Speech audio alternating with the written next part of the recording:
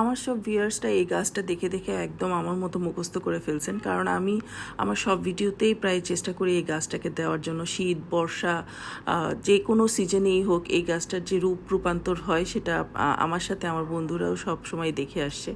আমার ছোট একটা বারান্দা এটা। আসসালামু আলাইকুম, সবাই কেমন আছেন?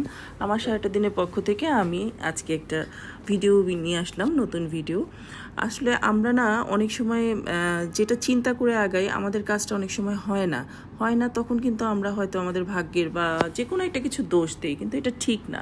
আল্লাহ তাআলা আমাদের জন্য যে কী লিখে রেখেছেন সেটা কিন্তু আমরা কেউই জানি না, বলতে পারি না।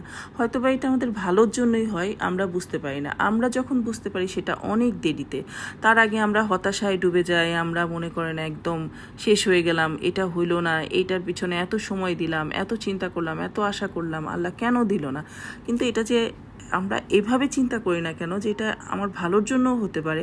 অবশ্যই আল্লাহ তাআলা তো কারো খারাপের জন্য কোনো কিছু এ পর্যন্ত করে নাই। নিশ্চয়ই এটাতে আমার মঙ্গল ছিল না, যার জন্য আমি এই কাজটা থেকে সরে গেছি বা এই জিনিসটা আমি পাই নাই।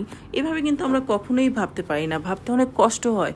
আগে হতাশা করব, আগে কতক্ষণ কানবো কাটবো, তারপরে হচ্ছে আরেকজনের সাথে বিচিং করব, গসিপিং করব যে আমার ওর জন্য এই কাজটা হয় নাই, এর জন্য এটা হয় নাই, তারপরে যে আমরা ঠিক চিন্তা করতে পারবো। কিন্তু পরে যখন আমরা দেখি যে না, এটা হয় নাই, আমাদের জন্য তো অনেক ভালো হয়েছে, তাহলে তো এটা হইলে আমরা ওইটা পাইতাম না, তখন আমরা যে আল্লাহর কাছে শুকরিয়া আদা করি। আল্লাহ যা হয় ভালোর জন্যই হয়, কিন্তু প্রথমে কিন্তু আমরা আল্লাহর কাছে শুকরিয়া আদা করি না।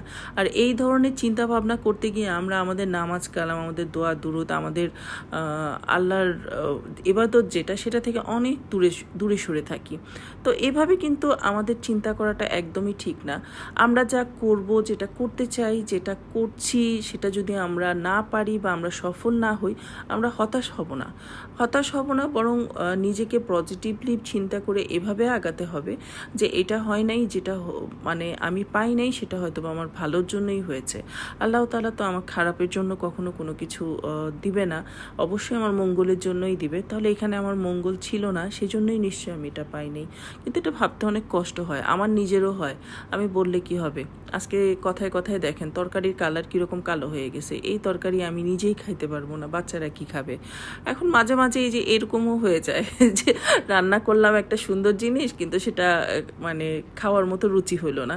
এখন সেটা তো আমার ইচ্ছাকৃত কিছু হয় নাই। অনেক সময় মন ভালো থাকে না, রান্নায় করতে ইচ্ছা করছে না, বা আজকে করতে গিয়ে একটু ভুল হয়ে গেছে, ভুলভ্রান্তি তো হবেই।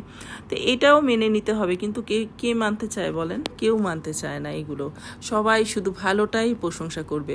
মাঝে মাঝে যে মন্দ খাবারেরও একটু প্রশংসা করি, যে ঠিক আছে মনে হয় আজকে তার করতে ইচ্ছা করে নেই, এরকম চিন্তাভাবনা কিন্তু কেউ করবে না। এটা কেউ নজরেই আনবে না।